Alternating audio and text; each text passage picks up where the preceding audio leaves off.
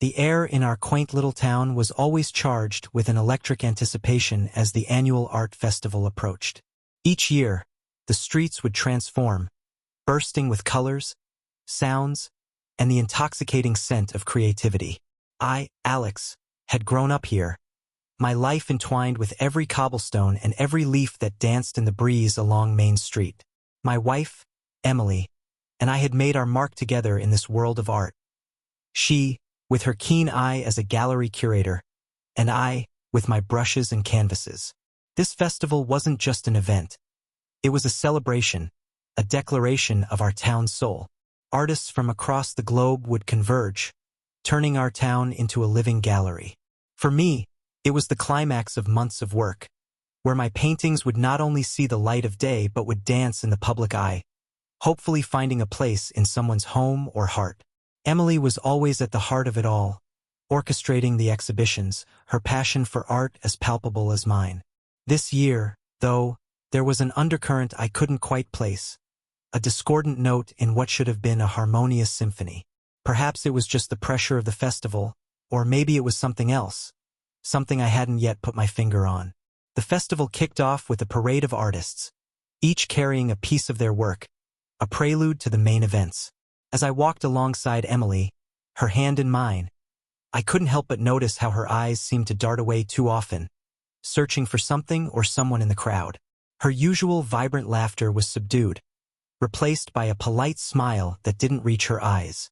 We reached the gallery where my latest collection would be displayed, and there, among the throng, stood Julian, the art critic known for his brutal honesty. His reviews could make or break an artist, and I had always managed to be on the receiving end of his more favorable critiques. His presence was like a dark cloud over my sunny disposition, but I shook off the unease, attributing it to the tension of the event. The festival's charm was undeniable, yet within this beauty, I felt the first prickle of doubt, a strange premonition that not all was as it seemed in our little utopia of art. Emily and I had built our life around art, our love story painted in strokes of passion and dedication. Our home was a gallery in itself, each room telling a tale of our journey together. The morning after the festival's grand opening, we found ourselves in the kitchen, the aroma of fresh coffee mingling with the scent of my oils from the studio. I watched Emily as she moved gracefully around the kitchen, her movements almost choreographed. We had shared so many mornings like this, where the silence between us was filled with mutual understanding and unspoken love. Yet today there was a shift. Her eyes didn't quite meet mine when I spoke, her laughter seemed forced, and her usual warmth felt distant. "I think this year's going to be our best yet," I ventured, hoping to bridge whatever gaps seemed to be forming between us. "Yes, it looks promising," she replied, but her voice lacked the conviction I was used to. She was looking out the window, her gaze far away, as if she was seeing something or someone else. We talked about the festival, the artists, the critics, but beneath the words was a tension, a string pulled too tight. I wanted to ask what was wrong, but fear of what I might discover kept the question at bay. Instead, I focused on the day ahead, on the joy of seeing my art appreciated, hoping that would bring us back to our usual rhythm. Later, at the gallery, Emily was in her element, discussing art with collectors and artists alike, her professional mask firmly in place. But I noticed how she would sometimes stop mid-sentence, her eyes scanning the room, perhaps looking for Julian. His presence at the festival was like a shadow over our life, his words having the power to influence not just my career but, it seemed, our relationship too. I decided to channel my unease into my work, spending long hours in my studio, painting not just for the festival, but to understand the turmoil in my heart. Each brushstroke was an attempt to capture the love we shared, perhaps to remind us both of what we were losing. The festival continued, and with each day, the distance between Emily and me seemed to grow, not just physically as we navigated the crowds, but emotionally. I began to see our life together as one of my paintings, vibrant on the surface but with shadows that needed to be addressed, shadows I was afraid to illuminate. The third day of the festival was always marked by the critics' panel, a session where artists, collectors, and enthusiasts would gather to hear the verdicts on the displayed works. Julian, with his sharp tongue and sharper pen, was the keynote speaker this year, and I felt a mix of dread and curiosity about what he would say about my collection. The auditorium was packed, the air thick with anticipation. Emily sat beside me, her hand in mine, but it felt like she was holding on to something else, something not quite tangible. Julian took the stage with an air of authority, his presence commanding silence. He began with broad strokes about the state of modern art. Then slowly, methodically, he moved to individual critiques. When he got to my work, I braced myself. Alex's paintings this year, he started, his voice echoing in the room, are a departure from his usual vibrancy. There's a certain darkness, a gloom that wasn't there before. One might say he's lost his way, or perhaps, he paused, his eyes scanning the crowd before settling on us. He's reflecting something else, something personal. The room murmured, the words hanging in the air like a thick fog. I felt Emily's hand tense in mine, but I couldn't tell if it was from guilt or support. Julian's words cut deep, not because they were harsh, but because they echoed my own fears about my art and my marriage. He continued, dissecting my pieces with a precision that was almost surgical, suggesting that my art was no longer about the joy of creation but was now a canvas for personal turmoil. It's as if, he concluded, Alex is painting his own doubts, his own fears, perhaps even his betrayals. The word betrayals lingered, a stone thrown into the still waters of our life. The applause that followed was muted, and I felt a chill, not from the critique itself but from the truth it might have inadvertently revealed. After the panel, Emily was quick to leave, claiming she needed to check on the gallery. I stayed back, the weight of Julian's words heavy on my shoulders. I looked at my paintings in the gallery later, seeing them now through his eyes, searching for the truth in his critique. Was my art truly a reflection of my life, of our life together? That evening, the festival's lights seemed dimmer to me, the colors less vivid. I began to see my marriage through the same critical lens as my art, wondering if there were signs I had missed, truths painted in broad strokes that I had chosen not to see. The festival continued around me, but I was already in a different world, one where the canvas I painted on was not just my art but my life, and the colors were those of doubt and discovery. The festival was in full swing, yet my mind was elsewhere, caught in the web of Julian's words. I needed clarity, an understanding of the shadows that seemed to be creeping into my life. The next day, I decided not to attend the public events but instead, to observe from a distance, to see if I could catch the undercurrents that my heart was whispering about. I positioned myself in a quaint cafe across from the gallery, where I could see the comings and goings. From here, I watched Emily, her movements through the crowd, her interactions. It was then I saw it, or rather them. Emily and Julian, meeting away from the public eye, their conversation intimate, their laughter shared. My heart sank, but I forced myself to watch, to learn. They met in a quiet corner of the festival, behind a tapestry of hanging art where they thought they were hidden from prying eyes. There was a familiarity in their gestures, a comfort that spoke of more than professional acquaintance. My sketches on the napkin turned into something dark, the pencil scratching angrily across the paper as I tried to make sense of what I was seeing. I followed them, maintaining my distance, witnessing secret smiles, a touch of hands, moments of closeness that should have been reserved for us. It was clear now, the festival wasn't just a celebration of art. For Emily, it was a cover for something else, something deeply personal and profoundly betraying. I returned home alone, the house feeling empty despite its richness in art. I sat in my studio, surrounded by canvases, but instead of painting, I pondered. I needed a plan, not just to confront this betrayal but to understand its depth, to see if there was anything left to salvage from the wreckage of our love. In the solitude of my studio, I began to see my art in a new light. Each piece I had created for the festival now seemed to whisper truths I hadn't wanted to hear. I looked at the paintings, particularly one I had titled Echoes of Absence, where the colors bled into each other, creating a sense of loss, of something missing. I realized that my subconscious had been painting our story, our potential downfall, long before I was willing to acknowledge it. Julian's critique had been harsh but accurate. My art was indeed a reflection of my life, of the unraveling of my marriage. Determined to confront this truth head-on, I decided to create a new piece, one that would serve as both a confession and an accusation. I named it The Unveiled Truth, using the festival's remaining days to pour my emotions into it. Every brush stroke was an exploration of my pain, my anger, and my love for Emily, now tinged with the betrayal I'd witnessed. I worked through the night, the festival's distant festivities a mere backdrop to my personal turmoil. This painting would not be for public display, not yet. It was for Emily, a mirror to her actions, a canvas where I would lay bare my discovery. When the painting was complete, it was not just art. It was an artifact of my heart, filled with the chaos of my emotions. I placed it in our home, in the spot where Emily would see it first upon her return, knowing that this would be our confrontation, not with words, but with the vivid, undeniable language of art. The morning after the unveiling of The Unveiled Truth, Emily's reaction was one of shock, her face pale as she stood before the painting.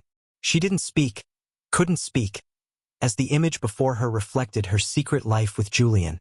It was a silent testament to her betrayal, painted in strokes of pain and betrayal. She left the house, the door closing with a finality that echoed through the emptiness of our home. I knew then that words were no longer enough. Action was needed. My plan for revenge wasn't born out of anger alone, but from a desire to understand why she chose this path, why she chose to hurt us. I decided to use the festival, the very event that had become the backdrop of her betrayal, as my stage for retribution. I would not just expose her. I would do so in a way that would resonate with the art community, using the very elements that we both loved. First, I began to reach out to other artists, subtly influencing them to speak about loyalty in their art, about the integrity of creation versus the deceit of the heart. I commissioned works, pieces that would echo my theme of betrayal and redemption, without directly pointing at Emily or Julian, but close enough that those in the know would understand. Then, I planned a special exhibition for the festival's final day, one that would feature not just my work, but a curated collection from these artists.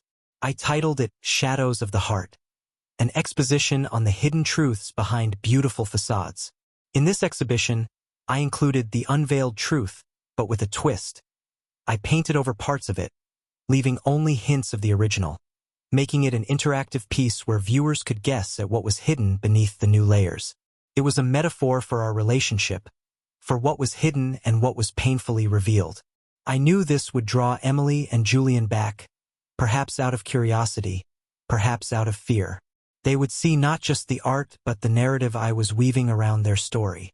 The festival, which had been their playground, would now be their stage for public humiliation, not through direct accusation but through the collective voice of art, through the silent judgment of every brushstroke and every sculpture.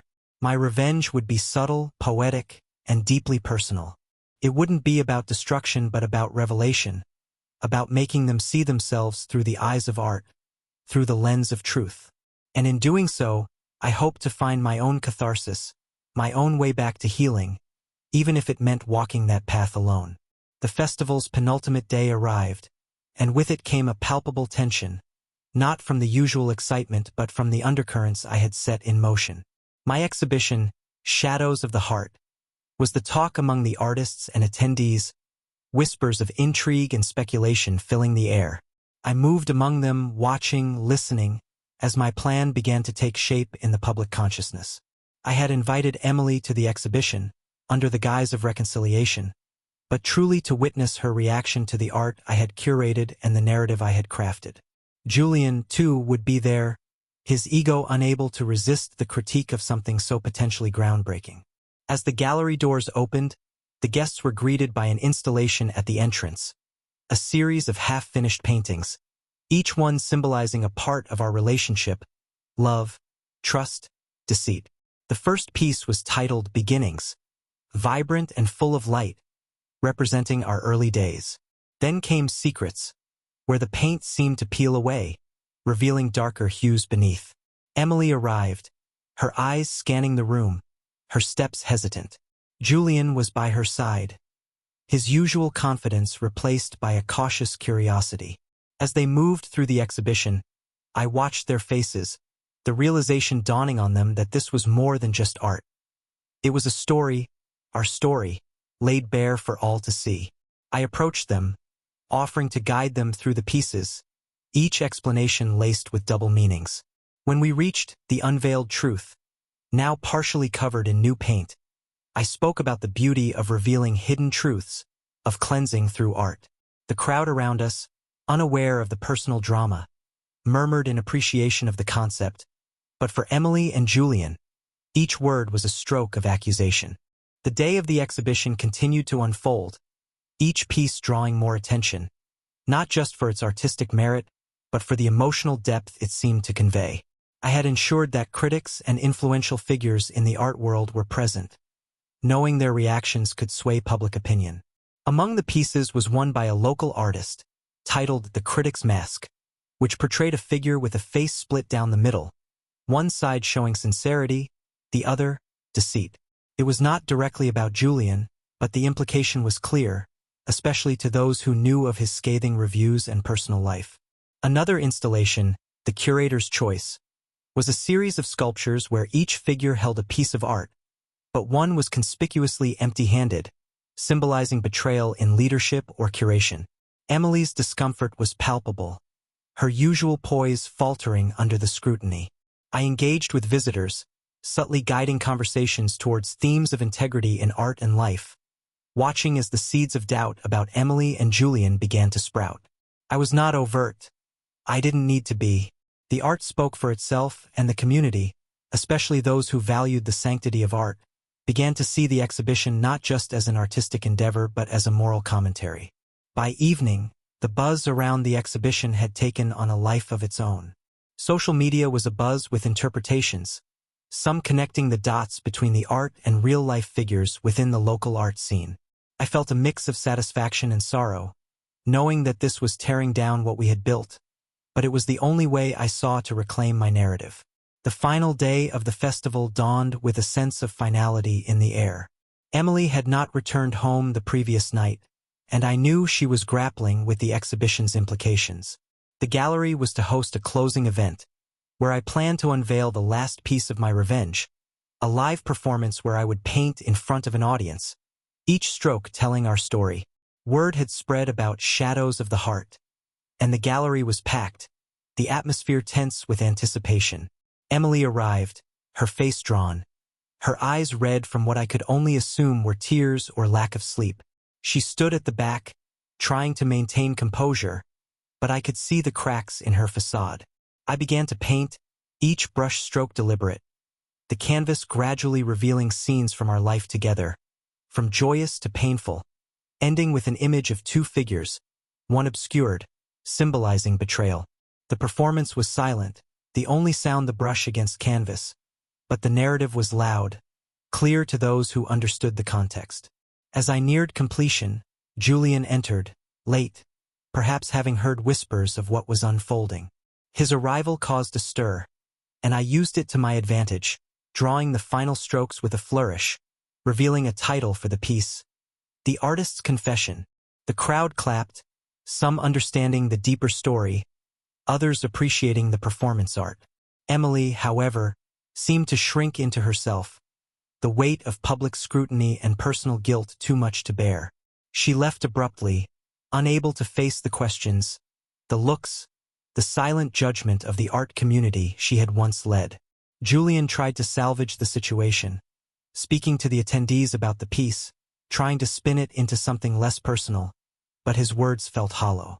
The damage was done, the story was out, and their reputations, once golden in this small art world, were tarnished, perhaps irreparably. I watched them leave, feeling a strange mix of victory and loss. My revenge was complete, but at what cost? My art had spoken my truths, had exacted my revenge, but it had also painted the end of something beautiful, leaving only the echoes of what once was. The festival concluded with an air of scandal that overshadowed the usual celebrations. Julian, once the feared and respected critic, found himself at the center of a storm he had not anticipated. His reviews had always been his shield. Now they became his downfall. The art community, which had once hung on his every word, now viewed him with skepticism, questioning the integrity behind his critiques. In the days following the festival, social media was ablaze with discussions about the ethics of art criticism, with many drawing direct lines to Julian's personal life and his influence over artists' careers. His latest review, one that praised an artist known to be a personal friend, was dissected with a new, critical eye. I watched as galleries began to distance themselves from him, invitations to speak at events were rescinded, and his once frequent columns in art magazines dwindled. His reputation was crumbling under the weight of public opinion, reshaped by the narrative I had painted through my exhibition. In a moment of poetic justice, a new art critic emerged, one who had been part of my Shadows of the Heart exhibition. Her first piece was a scathing, yet well-argued critique of Julian's methods, suggesting that true art criticism should be free from personal bias or vendettas. This new voice was embraced by the community, signaling a shift in the power dynamics of our local art scene. The night after the festival's end, there was to be a gala, an event to celebrate the artists and the festival's success. It was an annual tradition, but this year, it felt more like a battleground than a celebration. I decided to attend, not just to witness the fallout but to see if there was any chance of salvaging something from the ruins of my marriage. The venue was opulent, but the atmosphere was tense. Emily was there, dressed impeccably, yet her smile didn't reach her eyes. She was surrounded by people, yet seemed utterly alone. Julian was absent, a clear sign of his fall from grace. I approached her, not with anger but with a quiet resolve. We spoke in hushed tones, away from prying ears. She confessed not just to the affair but to her feelings of being lost, of seeking validation outside our marriage, outside her career. It was painful to hear, but it was also a moment of raw honesty that we hadn't shared in months. The gala continued around us with toasts to art and artists, but our conversation was a somber counterpoint. I realized then that my revenge had served its purpose. The art had spoken, the truths had been laid bare, but what was left was the human element, the possibility of forgiveness, or at least understanding. As the gala reached its peak, I announced an impromptu unveiling, a piece I had worked on in secret, separate from the festival's exhibitions. It was titled After the Fall, and it depicted two figures, one helping the other to stand amidst a backdrop of shattered colors, symbolizing both destruction and the potential for repair. The room fell silent as the curtain was drawn back. This wasn't an act of further vengeance but an offering of peace, a visual representation of my willingness to move beyond the betrayal if possible. Emily's reaction was complex. There was pain, regret, but also a flicker of hope in her eyes. We stood there, the art world around us buzzing with speculation and admiration for the piece. Yet for us, time seemed to slow. I spoke, not to the crowd but to her, about how art could heal as much as it could expose, about how I wanted us to find a way back to each other, not through forgetting the past but by understanding it. The crowd began to disperse, their conversations now filled with discussions about the power of art to reconcile, to mend. Emily and I stayed back, discussing not just the future but also the process of healing, of rebuilding trust. The night ended with no firm resolutions, but with an agreement to use art not as a weapon but as a bridge. I knew the road ahead would be fraught with challenges, but in that moment, under the glow of After the Fall, there was a glimmer of something new, something potentially beautiful, emerging from the ashes of our past. The morning after the gala, the town was alive with talk of the previous night's revelations and reconciliations. The art community, always keen for drama, was particularly animated. Social media platforms and local forums were filled with analyses of After the Fall, with many seeing it as a profound statement on the redemptive power of art. At the local cafe, where artists and patrons alike gathered, the conversation was dominated by what had transpired.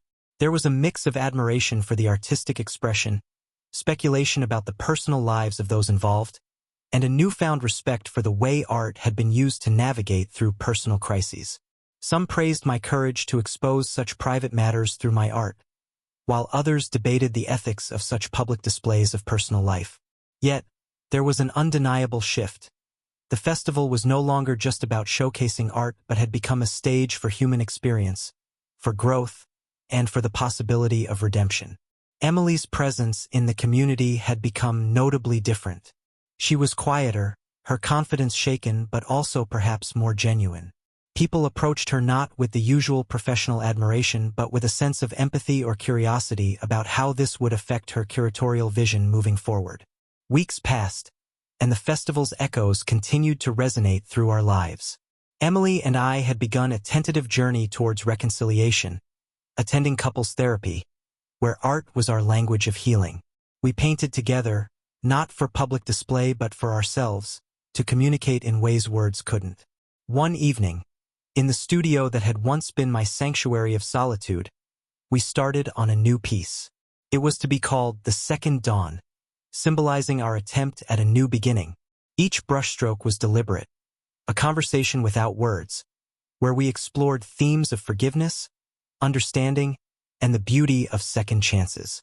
This painting was not about betrayal but about the journey back to each other, about the layers of love that could be rebuilt. As we painted, we talked, shared, and sometimes cried, the canvas becoming a testament to our shared pain and hope. The final brushstroke was placed by Emily, a vibrant stroke of gold that seemed to illuminate the entire piece, symbolizing a light at the end of our dark tunnel. We stood back, looking at what we had created together, a piece that was not just art but a promise, a commitment to try. Months turned into seasons, and the art festival came around once again. This time, however, it was different for me. I was not just an artist showcasing his work, but someone who had lived through a profound personal transformation, shared with the community through art. The Second Dawn was displayed at the festival, not as part of my official exhibition but as a personal piece, reflecting our journey. It attracted attention not for its artistic technique alone but for its story, for what it represented. People saw it as more than paint on canvas. They saw hope, resilience, and the power of art to heal.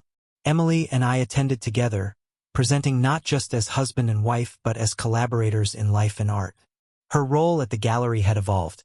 She now curated exhibitions with a theme of human emotion, of how art can reflect and influence personal growth. The festival ended with a sense of closure and new beginnings. The echoes of last year's scandal had faded, replaced by a narrative of growth and reconciliation. I felt a profound sense of peace, understanding that while art had once been my instrument of revenge, it had now become my path to redemption. As we walked through the festival's final night, hand in hand, we knew that life, like art, was about layers, about the beauty found in the rebuilding, in the second, third, or even fourth chances. Our story had been laid bare for all to see, but through that exposure, we had found a way back to each other, back to love, guided by the very thing that had once threatened to tear us apart: art.